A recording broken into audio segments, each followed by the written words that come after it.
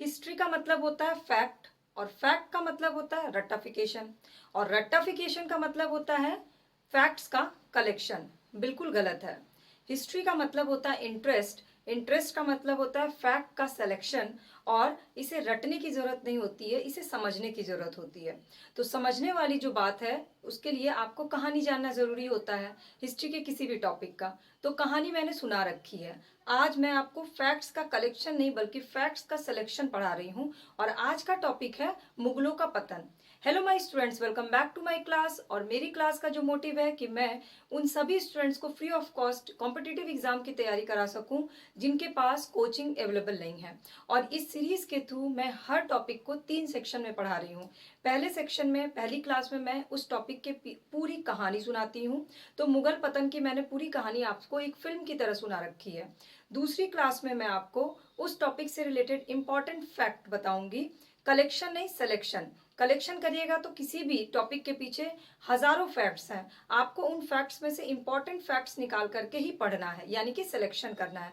तो वो सिलेक्शन मैं आपके लिए कर रही हूँ ताकि आपको ये फैक्ट्स अच्छे से लर्न हो जाए। और थर्ड क्लास में मैं आपको इन सारे फैक्ट्स की कोडिंग बताऊंगी ताकि कोडिंग के साथ आप बहुत आसान तरीके से किसी भी सब्जेक्ट को इजीली लर्न कर सके और एग्जाम में अच्छा परफॉर्म कर सके। तो चलिए शुरू करते हैं आज की क्लास। तो आज की क्लास का टॉपिक है मुगल पतन और उससे रिलेटेड फैक्ट। बहुत ज्यादा फैक्ट इससे नहीं पूछे जाते हैं।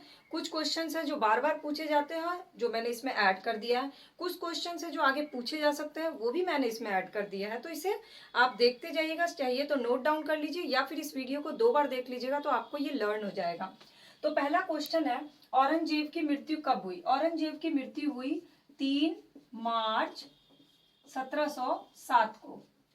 और पिछली कहानी में मैंने आपको बताया था कि औरंगजेब की मृत्यु के बाद मुगलों का पतन किस तरह से शुरू हुआ, कैसे मूवी शुरू हुई मुगलों के पतन की। लेकिन इससे क्वेश्चन का फैक्ट बनता है कि औरंगजेब की मृत्यु कब हुई, तो 3 मार्च 1707 को। अब औरंगजेब की मृत्यु हो गई, उसके बाद औरंगजेब के 3 पुत्र थे। उन 3 पुत्रों का नाम क्या था? उन 3 पुत्रों का नाम था मुअज्जम, आजम और कामबख्श। तो कौन है 3 पुत्र? मुअज्जम, आजम और कामबख्श। ये हैं औरंगजेब के 3 पुत्र। अब 3 पुत्रों की एंट्री हो गई, कहानी को आपको अगर याद होगी तो। अब तीनों पुत्रों में होगा उत्तराधिकार का युद्ध। तो अगला क्वेश्चन बनता है कि उत्तराधिकार का युद्ध किसने जीता था? तो उत्तराधिकार का युद्ध किसने जीता था, ये आपको लर्न करना जरूरी है क्योंकि ये जो है ये इंपॉर्टेंट है। तो उत्तराधिकार का युद्ध जीता था मुअज्जम ने। ओके, अब अगले क्वेश्चन पे आते हैं। मुअज्जम उत्तराधिकार का युद्ध जीत गया, इसका मतलब कि वो राजगद्दी पे बैठ गया। तो राजगद्दी पे जब बैठा और उसने अपना राज्याभिषेक कराया तो उसने अपना नाम क्या रख लिया था? ये बहुत इंपॉर्टेंट है। उसने अपना नाम रख लिया था, राज्याभिषेक किस टाइटल से कराया था? बहादुर शाह प्रथम। तो सिंहासन पे बैठते ही उसका राज्याभिषेक हो गया। राज्याभिषेक के समय उसने अपना नाम रखा बहादुर शाह प्रथम। अब बहादुर शाह प्रथम राजा बन गया, बादशाह बन गया, तो उसने मैत्री नीति अपनाई थी। तो शांतिपूर्ण मैत्री नीति, उस नीति के तहत उसने शाहू जी को, मराठा के जो शाहू जी थे उनको मुगल कैद से आजाद किया था। तो क्वेश्चन ये है कि मराठा के शाहू जी जो बहुत साल से कैद में थे मुगलों के, उनको कैद से आजाद किसने कराया? तो बहादुर शाह प्रथम ने ही इन्हें कैद से आजाद कराया था, जो कि मैंने आपको आपकी मुगल पतन की लास्ट कहानी में ये पूरी कहानी सुनाई थी। जिन लोगों को अगर नहीं देखा है तो मेरी पिछली क्लास की वीडियो आप देख सकते हैं। तो साहू जी को, इसको बहादुर शाह प्रथम ने मुगल कैद से साहू जी को आजाद कराया। अब अगला क्वेश्चन ये बहुत इंपॉर्टेंट है क्योंकि ये बहुत बार पूछा गया है। शाहे बेखबर, शाहे बेखबर किसे कहा जाता था? तो शाहे बेखबर बहादुर शाह प्रथम को कहा जाता था। मे भी आपको मुअज्जम भी दे दे, क्वेश्चन को पलट सकता है। क्वेश्चन को पलट के इस तरह से पूछा जा सकता है कि बहादुर शाह प्रथम को इसमें से कौन सा टाइटल दिया गया था? तो उसमें 4 ऑप्शन दिया जा सकता है, लंपट, मूर्ख, साहे बेखबर, और ये पूछा भी जा चुका है इस तरह से पलट के। तो क्वेश्चन को हमेशा ना अलट पलट के समझने की और लर्न करने की कोशिश करिए। तो शाहे बेखबर बहादुर शाह प्रथम को कहा गया। बहादुर शाह प्रथम का टाइटल था शाहे बेखबर। इसके बाद बहादुर शाह चला गया। बहादुर शाह के बाद बादशाह कौन बना? तो बहादुर शाह के बाद जहांदार शाह जो है वो बादशाह बन गया। ठीक है, तो जहांदार शाह आ गया। अब जहांदार शाह आ गया तो जहांदार शाह का इंपॉर्टेंट काम क्या था? जैसे बहादुर शाह का इंपॉर्टेंट काम था कि उसने मुगल कैद से शाहू जी को रिहा कराया, उसी तरह से जहांदार शाह भी नहीं तो कोई इंपॉर्टेंट काम किया होगा। तो उसने क्या काम किया था? आमेर का राजा था जय सिंह, उसको मिर्जा की उपाधि दी थी। ये बहुत इंपॉर्टेंट है। आमेर के राजा जय सिंह को मिर्जा की उपाधि किसने दी थी? जहांदार शाह ने दी थी। इसके बाद जहांदार शाह की हत्या किसने की थी? जहांदार शाह की हत्या की थी फर्रुखशियर ने। और किसकी मदद से की थी अगर ये पूछता है तो? सैयद बंधु। ये सैयद बंधु की कहानी भी मैंने आपको अपनी पिछली क्लास में सुनाया था। तो जहांदार शाह की हत्या किसने की? फर्रुखशियर ने। क्वेश्चन पलट दीजिए, सैयद बंधु और फर्रुखशियर ने मिलकर इनमें से किस मुगल बादशाह की हत्या की थी?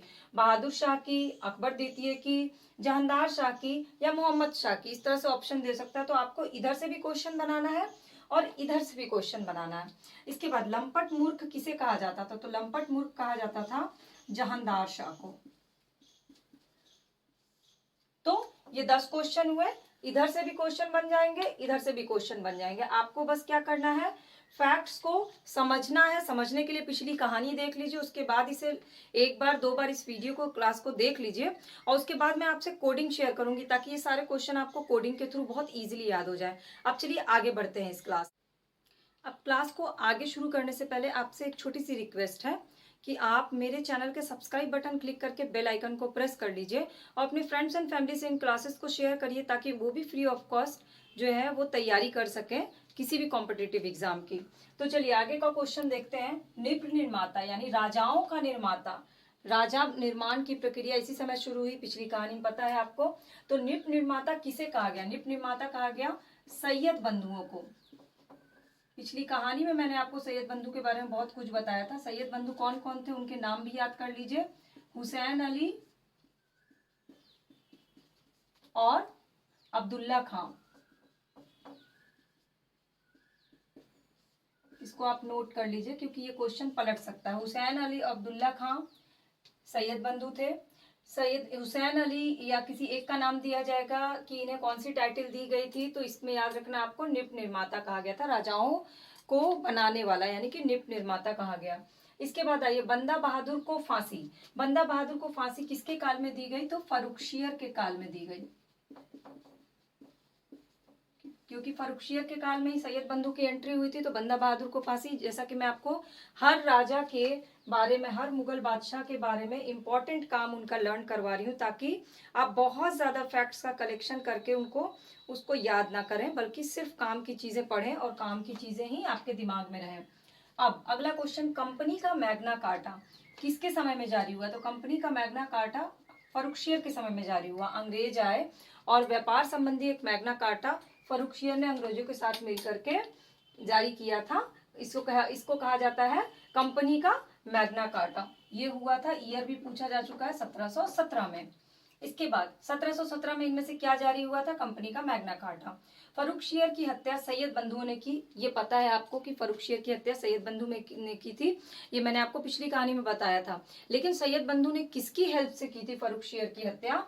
तो सैयद बंधु ने जो फर्रुखशियर की हत्या की थी उसमें मराठों का सहयोग लिया था।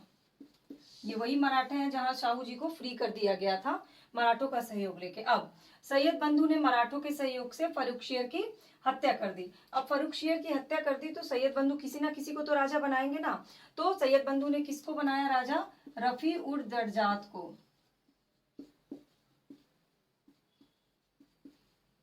ठीक है। इसके बाद सबसे कम समय का मुगल बादशाह इनमें से कौन है? आपको ऑप्शन दिए जाएंगे, जहांदार शाह, बहादुर शाह, रफी उर दर्जात और फर्रुखशियर। तो आपको याद रहना चाहिए कि सबसे कम समय मतलब बहुत कम ड्यूरेशन में रहा ये रफी उर दर्जात था। ऑलमोस्ट कुछ महीने रहा था ये। यहाँ पे महीना भरना जरूरी नहीं है, लेकिन आपको मैं बता देती हूँ, फेब से लेके जून तक रहा ये। इसके बाद शाहजहां द्वितीय के नाम पर बादशाह कौन बना? तो शाहजहां द्वितीय के नाम पर बादशाह बना था रफी उद्दौला।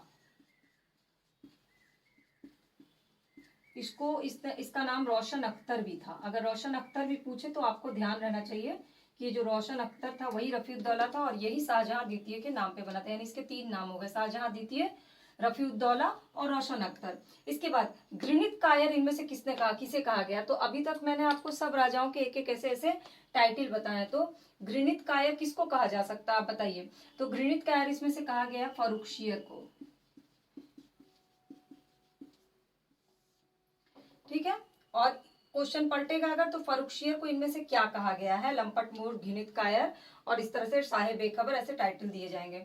जजिया को अंतिम रूप से किसने समाप्त किया? तो जजिया क्या होता था? जजिया एक कर होता था, तो जजिया को अंतिम रूप से समाप्त किया था इसी ने। ठीक है, तो ये क्वेश्चंस ना आप चाहे तो आप नोट डाउन कर लें और चाहे तो आप इस वीडियो को बार बार देख सकते हैं। तो ये जो है इसने जजिया को समाप्त किया, रफीउद्दौला रोशन अख्तर ने। और इसके बाद सैयद बंधु की हत्या किसने की? सैयद बंधु ने अभी तक राजा बनाया, लेकिन अब बताइए सैयद बंधुओं की भी हत्या हो गई। तो सैयद बंधुओं की हत्या की करवाई थी निजाम उल मुल्क ने।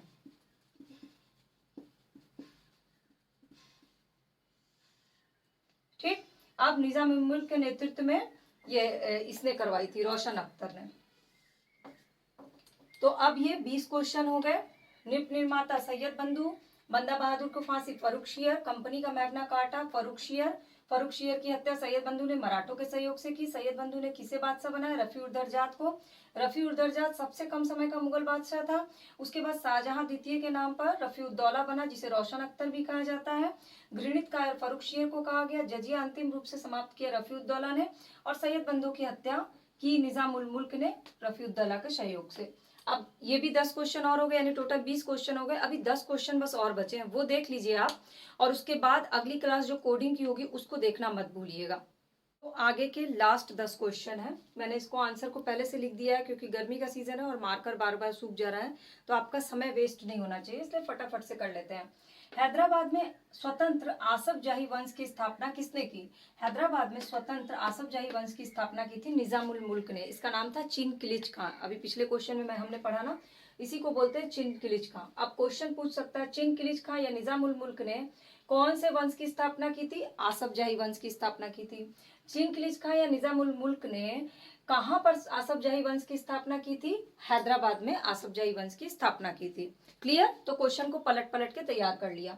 नादिर शाह ने भारत पर आक्रमण कब किया? पहला क्वेश्चन, तो नादिर शाह ने भारत पर आक्रमण किया 1739, 1739 में नादिर शाह ने भारत पर आक्रमण किया। उस युद्ध का क्या नाम था? उस युद्ध का नाम था करनाल का युद्ध। और वो युद्ध के समय मुगल बादशाह कौन था? मोहम्मद शाह था। तो मोहम्मद शाह और नादिर शाह के बीच में कौन सा युद्ध हुआ? करनाल का युद्ध हुआ। मोहम्मद शाह और नादिर शाह के जो युद्ध हुआ वो कब हुआ था? 1739 में हुआ था। इसके बाद रंगीला टाइटल किस मुगल बादशाह को दिया गया? तो रंगीला टाइटल दिया गया था मोहम्मद शाह को। अभी तक हम लोग 4 टाइटल पढ़ चुके हैं, तो मैचिंग में आते हैं ये टाइटल, इसलिए इंपॉर्टेंट है। तो मोहम्मद शाह को रंगीला कहा गया। अहमद शाह अब्दाली के आक्रमण के समय मुगल राजा कौन था? कोइंसिडेंस देखिए कि अहमद शाह अब्दाली का आक्रमण हुआ उस समय मुगल बादशाह अहमद शाह ही था, मतलब नाम दोनों के सेम है। और अहमद शाह के समय में अहमद शाह अब्दाली ने टोटल 5 बार हमला किया था। हालांकि अहमद शाह अब्दाली ने टोटल 7 हमले किए थे, लेकिन उसमें से 5 हमले जो है ना वो अहमद शाह के समय में किया था। इसके बाद हुआ बक्सर का युद्ध। तो बक्सर के युद्ध के समय में मुगल बादशाह कौन था? मुगल बादशाह था शाह आलम द्वितीय। बक्सर का युद्ध कब हुआ था? बक्सर का युद्ध हुआ था 1764 में। अंग्रेजों का नेतृत्व कौन किया था? मुनरो किए थे। और बक्सर के युद्ध में इधर से 3 लोग थे, एक तो शाह आलम द्वितीय, अवध से सुजाउद्दौला और बंगाल से मीर कासिम, इनकी सेना थी। और इधर से हेक्टर मुनरो था अंग्रेजों की तरफ से।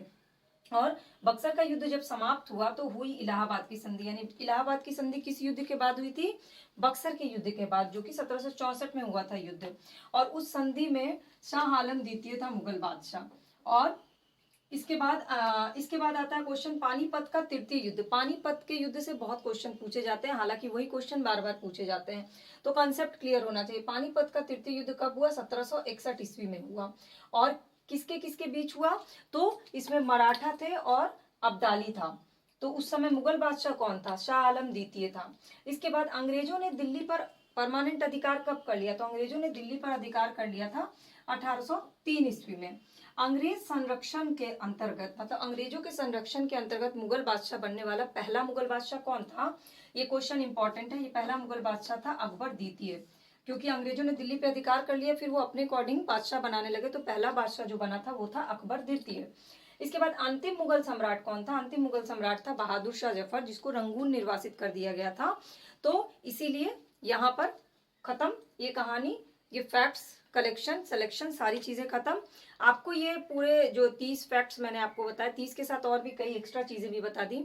ये आपको क्लासेस कैसी लगी प्लीज कमेंट सेक्शन में बताइएगा। और पहले मैंने मॉडर्न हिस्ट्री इसीलिए शुरू किया, लेकिन ऑलरेडी मैंने प्री की history, geography, polity, economics, current affairs सारे सब्जेक्ट्स की क्लासेस और टेस्ट सीरीज ली हुई है, जिसकी लिंक ऑलरेडी मेरे चैनल पर आपको प्लेलिस्ट पे दिख सकती है। तो अगर आपको पिछली क्लासेस देखनी हो तो आप उस पर जा करके देख सकते हैं। और अपने क्वेश्चंस, अपने डाउट्स मुझसे पूछना ना भूलिए, क्योंकि एक टीचर और एक स्टूडेंट्स के बीच का सबसे बड़ा कनेक्शन होता है डाउट्स को क्लियर करना। तो उसे करने में बिल्कुल भी मत झिझकिए, मैक्सिमम क्वेश्चंस मुझे पूछिए। मेरा मोबाइल नंबर दिया है, मेरी ईमेल आईडी दी है, किसी पे भी आप पूछ सकते हैं।